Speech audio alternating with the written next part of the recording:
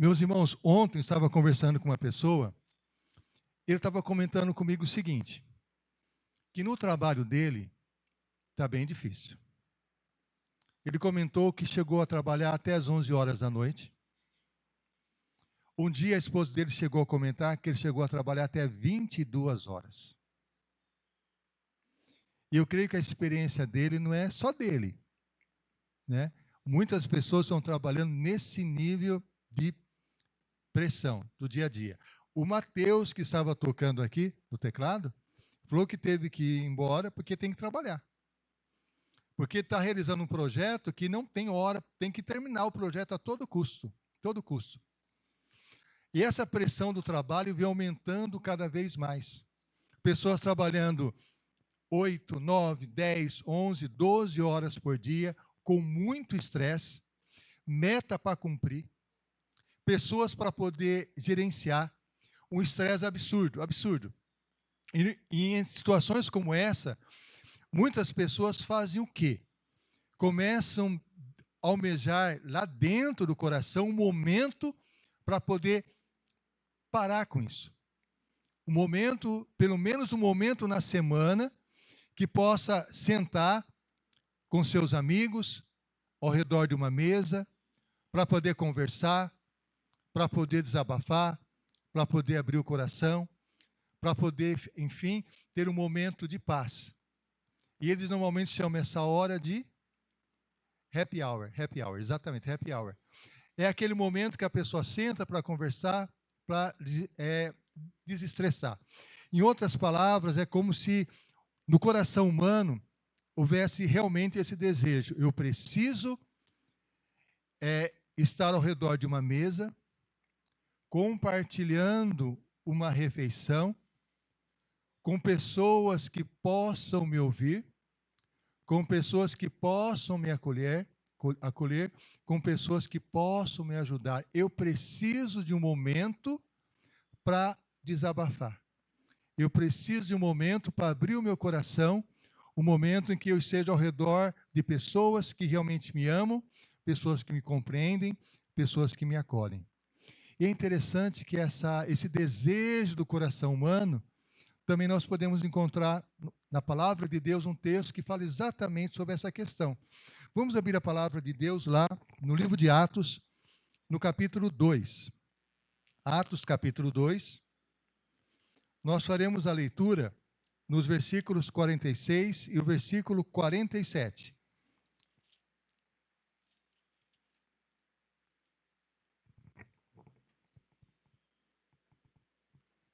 Atos, capítulo 2, versículo 46 e o versículo 47. Diz assim a palavra de Deus ao nosso coração. Diariamente perseveravam unânimes no templo. Partiam pão de casa em casa e tomavam as suas refeições com alegria e singeleza de coração, louvando a Deus e contando com a simpatia de todo o povo. Enquanto isso, acrescentava-lhes o Senhor dia a dia o que iam sendo salvos. Esse texto da palavra de Deus é um texto que fala do início da igreja cristã. Jesus havia sido morto, crucificado. Na cidade em que ele foi crucificado, Jerusalém, 50 dias depois, o apóstolo Pedro se levanta, fala do amor de Deus, e naquela ocasião 3.000 pessoas aceitam a Cristo como Salvador, confiam em Cristo como Salvador. Em consequência disso, essas 3.000 pessoas começaram a se reunir. Se reuniam constantemente, e o texto bíblico diz que eles se reuniam para estudar a palavra de Deus, se reuniam para a comunhão, partilhar a vida, se reuniam para partir o pão e para orar. O coração deles estava unido, um ajudando o outro, um procurando ver o que o outro precisava para poder auxiliar. E o texto bíblico vem e diz que eles, olha só, eles, como consequência de tudo isso, diariamente perseveravam unânimes no templo, partiam o pão de casa em casa e tomavam as suas refeições com alegria e singeleza de coração. Partiam o pão e tomavam a refeição com alegria e singeleza de coração. Essa questão de sentar ao redor da mesa, partir o pão, compartilhar um alimento é muito forte na palavra de Deus. É muito especial. Inclusive, nós podemos dizer que na palavra de Deus é um momento de sagrado. O momento da refeição é um momento sagrado. Nós temos, por exemplo, na palavra de Deus, Abraão. Abraão preparou uma refeição e naquela refeição a palavra de Deus nos diz que 3 anjos se aproximaram, participaram da refeição com ele. Foi um momento muito especial e ali fizeram uma aliança, um pacto com Deus.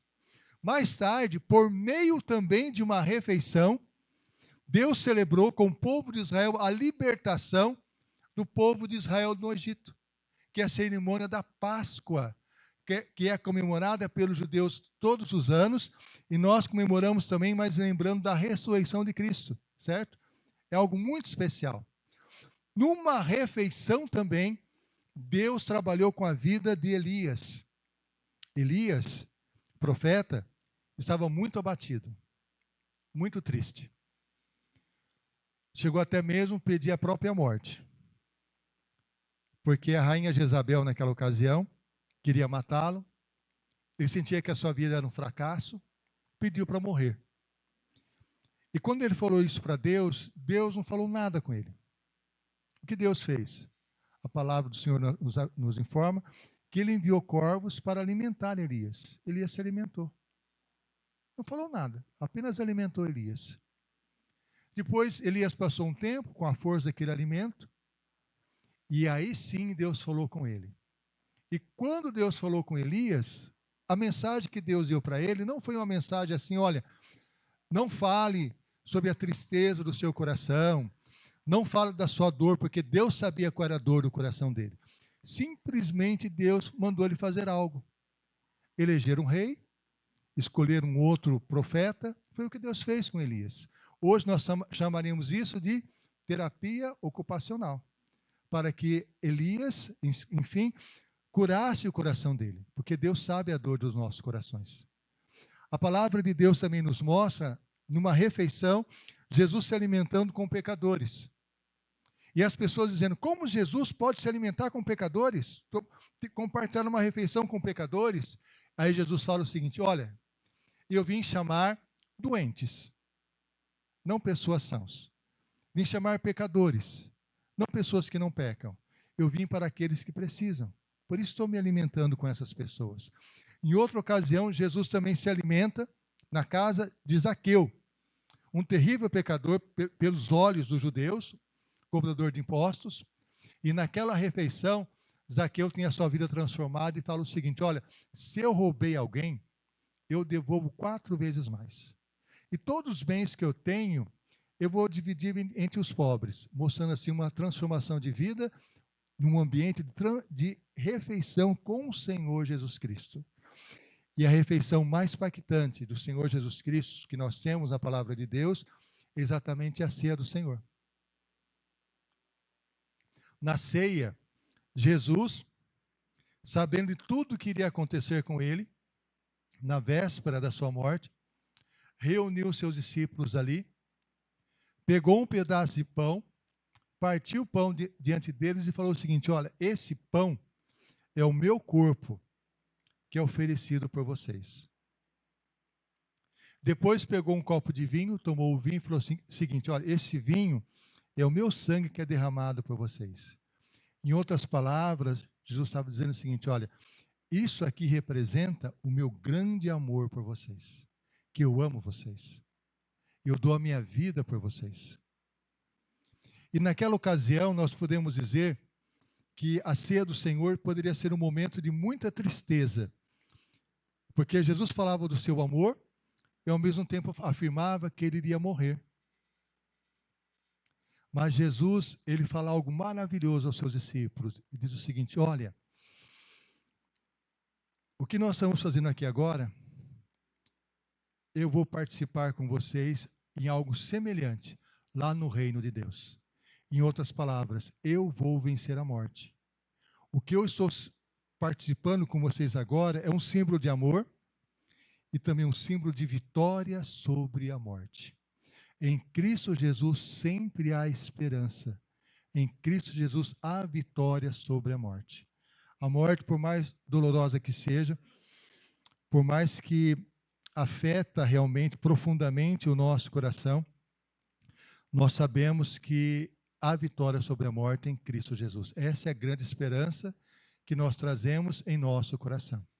De um dia nós participarmos com todas as pessoas que partiram com Cristo, que nós amamos, numa ceia semelhante a essa no reino de Deus. Essa é a promessa de Deus.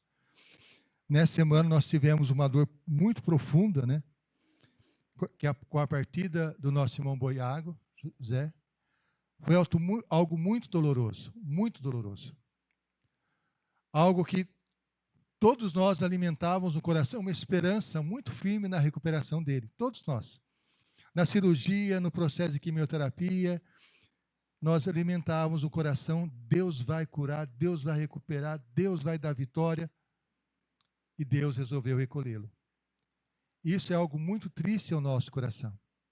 E às vezes nós ficamos nos perguntando, mas espera aí, não estou entendendo. Porque a palavra de Deus diz assim, Jesus afirma, eu sou o caminho, a verdade e a vida. Ninguém vem ao Pai senão por mim.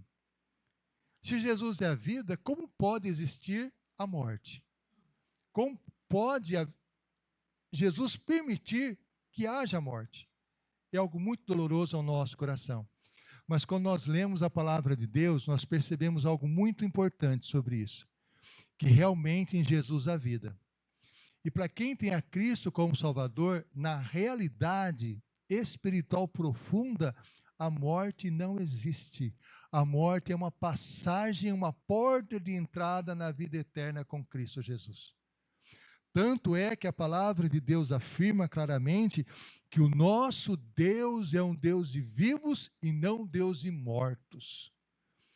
Jesus fala o seguinte, eu sou o Deus de Abraão, o Deus de Isaac e o Deus de Jacó. Falando isso para os judeus. Se vocês falam que Deus é o Deus de Abraão, Isaac e Jacó, Deus é Deus de vivos e não de mortos. Isto é, Abraão, Isaac e Jacó estão vivos na presença de Deus. Por isso, a nossa convicção absoluta é que hoje o nosso irmão Boiago está vivo, completamente vivo, na presença de Deus. Então, para nós é uma separação dolorosa, profunda, mas para ele é uma entrada na glória celestial, na presença de Deus. E a segurança que nós temos, a grande firmeza que nós temos no nosso coração, é o reencontro com ele, é encontrar com ele. Porque para nós que temos a Cristo, o momento da morte é o momento de uma separação do nosso ente querido, mas não é uma separação definitiva e eterna. Haverá um reencontro. É como se fosse uma viagem que o nosso irmão querido fez, que está agora num lugar distante, e sabemos que vamos reencontrá-lo. Em breve iremos reencontrá-lo num lugar muito melhor do que o lugar que nós vemos agora. Essa é a nossa esperança em Cristo. Eu me lembro, sempre comento com os irmãos, da partida da minha avó, muito querida. E a convicção que eu tenho é tão grande do reencontro com ela, que às vezes, em sonhos, Deus me faz relembrar dela. Ela me abraçando, já tive sonho dela me abraçando. E às vezes Deus permite isso ao nosso coração, nos faz sonhar com as pessoas que nós amamos, como se fosse Deus falando conosco, olha, está tudo bem, olha onde ele está, tudo bem, estou cuidando dele, você virá reencontrá-lo. Eu sempre considero o sonho como uma espécie de uma voz de Deus falando ao nosso coração e nos abraçando. Está tudo bem, tudo bem, tudo bem. É muito especial isso. E a ceia do Senhor representa exatamente isso, a vitória sobre a morte. Jesus dizendo, eu amo vocês e a vitória sobre a morte está garantida. Por isso, eu vou participar de uma ceia semelhante a essa no reino de Deus. Vocês junto comigo. Tem pessoas que pensam assim, mas lá no céu ninguém vai se lembrar de quem é o outro. As pessoas vão estar no céu, mas ninguém vai saber quem é quem. Esse pensamento está completamente equivocado. Porque então o céu seria um lugar de pessoas com Alzheimer, certo? Sem memória, nenhuma memória. Por isso, quando Deus fala, eu sou o Deus de Abraão, Isaque e Jacó, Abraão, Isaque e Jacó são quem? Pai, filho e neto. Relação familiar completa, não é assim? Então Deus sabe quem é Abraão, mas Abraão não sabe quem é Jacó, é isso? Deus sabe quem é Jacó, mas Jacó não sabe quem é o seu filho, não sabe, então Deus não sabe. É um absurdo. Abraão, Isaque e Jacó. Deus é Deus de vivo e não Deus de morte. Por isso, no reencontro com nossos familiares, nós reconheceremos, sim, os nossos familiares. Se não, por que o motivo do reencontro? Qual o motivo? Qual a lógica? Se o céu é um lugar de Alzheimer, esse pensamento se assemelha muito mais a um outro tipo de religião, que é o brahmanismo, que a pessoa ela entra no universo espiritual no qual ela perde a consciência total de quem é. A fé cristã não é assim. O céu é um lugar de reencontro com as pessoas que nós amamos. Essa é a convicção que nós trazemos em nosso coração. E Jesus, de certa forma, estava ensinando espiritualmente isso em uma refeição. Como é rica a refeição? É um momento em que nós reunimos com as pessoas que nós amamos para compartilhar a vida, desabafar, falar o que nós sentimos, das nossas dores, das nossas tristezas, alimentar a nossa alma. Por isso, aqui no texto de Atos, capítulo 2, diz assim, ó, o povo, né, diariamente perseverava unânimes no templo, partiam o pão de casa em casa e tomavam suas refeições com alegria e singeleza de coração. Esse momento que eles se reuniam para participar da mesa, de certa forma é um pouco diferente do happy hour. Sabe por quê? Muitas vezes o happy hour, esse encontro que se tem uma vez por semana, para desabafar, aliviar o estresse, muitas vezes é um lugar que as pessoas procuram se encontrar com qual objetivo? Esquecer. Esquecer o trabalho, esquecer o estresse, esquecer as metas, esquecer tudo isso. Mas, na palavra de Deus, a refeição, que a igreja participava junto, não era para esquecer, era para lembrar. Lembrar o quê? Que Deus está presente na vida deles. Lembrar o quê? Que tem pessoas que me amam, pessoas que compartilham comigo a vida, pessoas que dividem comigo as suas tristezas, as suas dificuldades, pessoas que me ajudam. Por isso é um momento especial. É um momento de lembrança. A refeição na palavra de Deus é um momento de lembrança. O que é a ceia do Senhor? É uma lembrança do quê? Do que Deus fez por nós na cruz do Calvário, em Cristo Jesus, que haverá a ressurreição dos mortos. O que é a Páscoa para os judeus? Momento de lembrança, que Deus libertou eles da escravidão do Egito. Por isso é tão especial o momento de refeição. E olha só que interessante. A igreja, naquela época, quando eles se reuniam para tomar a refeição, partir o pão, o texto bíblico diz que havia muita alegria no coração. Nós podemos pensar, mas como assim alegria? Porque eles estavam num ambiente muito perigoso. Jesus havia sido morto pouco tempo atrás, havia os romanos perseguindo cristãos, os judeus inimigos do cristianismo. Como eles podiam ter alegria? Eles tinham alegria, sim, porque eles sabiam que mesmo diante de toda aquela circunstância, haveria vitória, sim, em Cristo Jesus. O Senhor Jesus estava com eles. E a palavra de Deus diz assim, que esse tipo de comportamento da igreja, esse amor da igreja um pelos outros, Deus agia de tal forma que Deus ia acrescentando dia a dia os que iam sendo salvos. As pessoas observavam, mas que legal! Eles reunidos ali, partilhando o pão, um ajudando o outro, esse amor contagiante, uma pessoa apoiando a outra, é tão bonito. Eu quero isso para a minha vida. Aí o Senhor ia acrescentando, então, as pessoas que não são salvas como consequência disso. Meus irmãos, nós temos um projeto em nossa igreja, que é o projeto Abençoar, que nós estamos desenvolvendo com os irmãos. Esse projeto Abençoar tem como objetivo o quê? Nós temos uma bênção na vida de outras pessoas. Como fazemos isso? Orando pelas pessoas, pelos nossos amigos, pessoas que precisam, pessoas que necessitam, orar por elas. Nós até comentamos com os irmãos, nós podemos orar, inclusive mandando uma oração em áudio, no WhatsApp, orar pelas pessoas. Além de orar, ouvir as pessoas. As pessoas ouvirem, falar conosco a dor, o que elas sentem, o que elas pensam.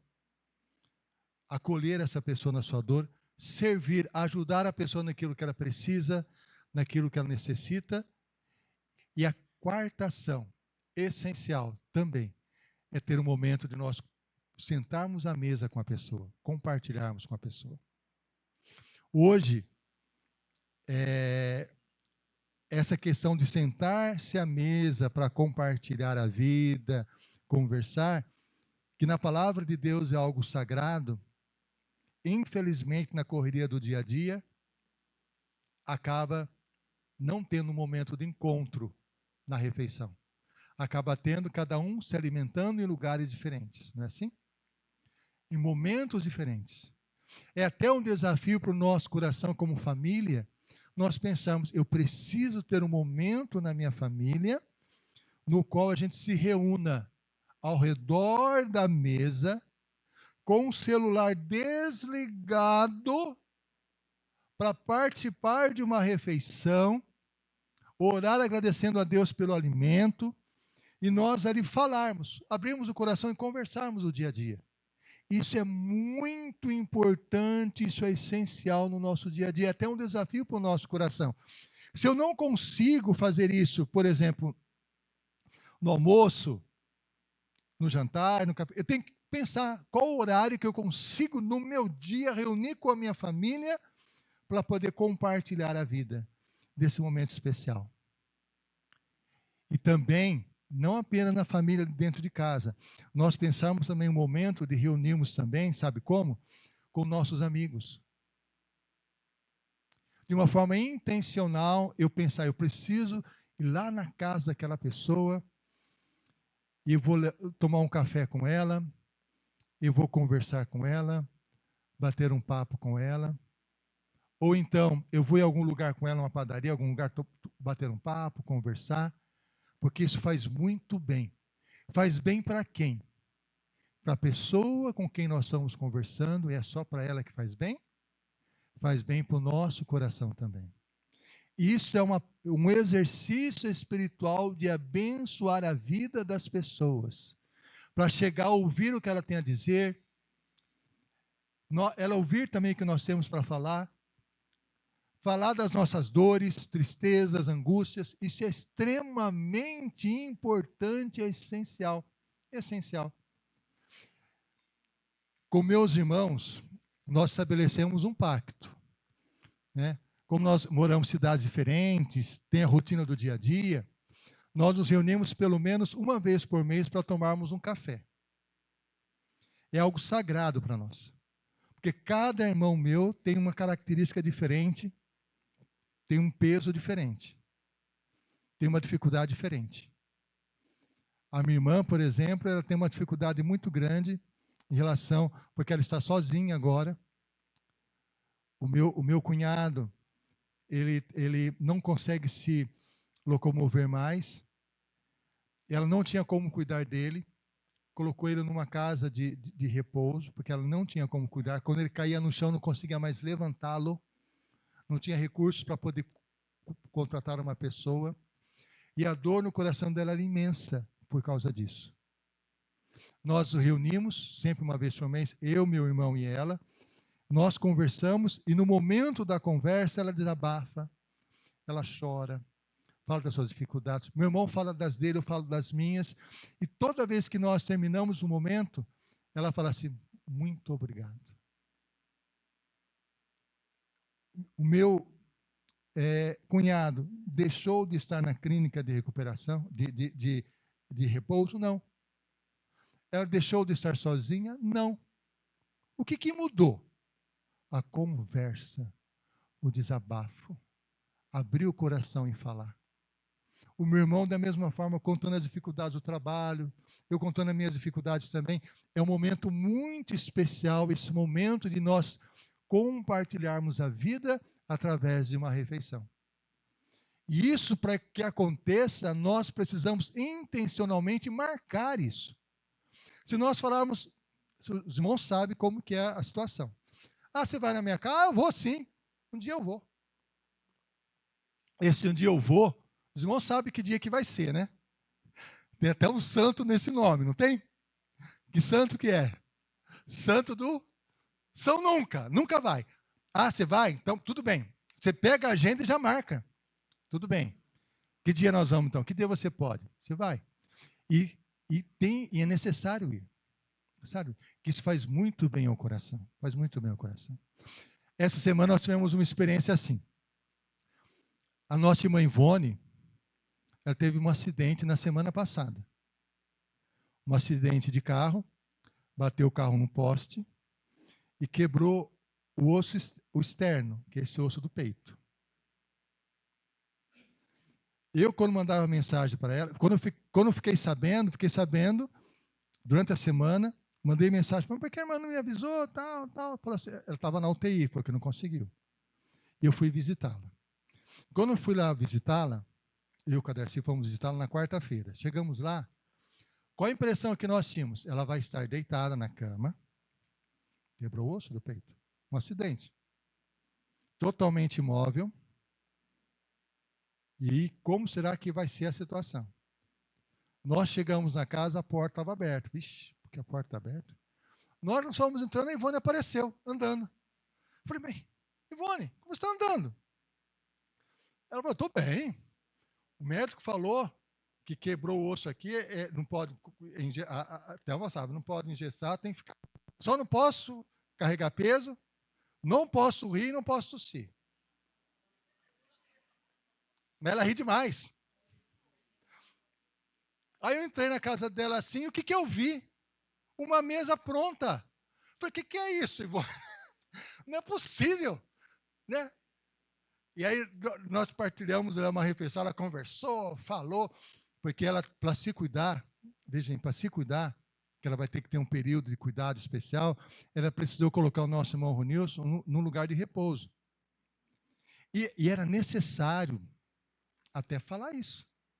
Olha, eu fiz por causa disso, contou todos os detalhes do acidente, tal. E ria. E ria. Então, é algo assim que faz muito bem. Essa conversa ao redor da mesa fez bem para quem? Para mim, aliviou demais o coração, para ela, né? E muito bom. Então, compartilhar, sentar-se ao redor da mesa é uma bênção. E essa é uma prática espiritual. Às vezes nós pensamos, eu vou falar de Deus para alguém, eu vou lá com a Bíblia aberta, tal. É uma forma de falar. Mas sentar-se ao redor da mesa e compartilhar a vida com a pessoa também é uma forma de falar do amor de Deus, uma forma muito especial. Muito especial. Mas, meus irmãos, o texto bíblico nos aponta algo muito marcante. Porque o texto fala que eles partiam o pão de casa em casa. E esse partir o pão de casa em casa, que tem relação direta com essa questão de nós participarmos de uma refeição em conjunto, aponta para algo muito grande, muito especial. Que é o seguinte, Jesus Cristo. Porque Jesus fala o seguinte, eu sou o pão do céu. Jesus é o pão da vida, que alimenta o nosso coração. Jesus, ele não nos oferece um alimento simplesmente. Ele é o próprio alimento das nossas almas. Porque quando Cristo deu a sua vida na cruz do Calvário, no nosso lugar, ele deu a vida por amor a nós e através de Cristo Jesus nós podemos ter vida no nosso coração. Por isso, Cristo é o alimento das nossas almas, a maior necessidade do nosso coração é Cristo Jesus. Quando a palavra de Deus fala do partir o pão, naturalmente nós pensamos em Cristo. aquele que alimenta, aquele que sustenta a nossa alma e o nosso coração. A maior necessidade da nossa existência é Cristo Jesus. É Cristo no nosso coração que nos dá condições de nós participarmos de uma refeição com as pessoas que nós amamos, para ouvi-las, para ajudá-las, para apoiá-las. É Cristo no nosso coração que fortalece a nossa vida, que alimenta a nossa alma de esperança, que alimenta a nossa alma da presença poderosa dele. Por isso que nós mais precisamos é de Jesus, que satisfaz plenamente o nosso coração. Vamos orar? Senhor, na tua presença nós suplicamos que a tua palavra, Senhor, que falou ao nosso coração, a tua palavra, Senhor, que falou nossas almas, nos convidando, Senhor, a participar da mesa. Uma mesa especial. Uma mesa de comunhão contigo, Senhor Jesus. Uma mesa no qual o Senhor nos oferece vida. Uma mesa no qual o Senhor nos oferece paz. Uma mesa na qual o Senhor nos oferece conforto. Uma mesa na qual o Senhor nos oferece esperança, Senhor. Alimenta, Senhor, o nosso coração com a tua presença, Senhor. Transformando totalmente a nossa vida. E nós pedimos também, opera no nosso coração, para que nós possamos também levar esse alimento para outras pessoas. Sentarmos com as pessoas que precisam, para ouvi-las, para compartilhar a vida, para nos fortalecermos também. Senhor, fortalece o nosso coração para sermos uma bênção aonde o Senhor nos colocar. Mostra, Senhor, ao nosso coração quem é a pessoa com quem devemos partilhar o alimento para ouvir, para apoiar, para ajudar. É o que nós pedimos, suplicamos, no nome de Jesus. Amém. Que a graça do nosso Senhor e Salvador Jesus Cristo, o amor de Deus, o nosso Pai, a comunhão e a consolação do Espírito Santo de Deus, e seja com cada um de nós, e seja com todos os nossos familiares, e com todo o povo de Deus, para todos sempre. Amém. Amém.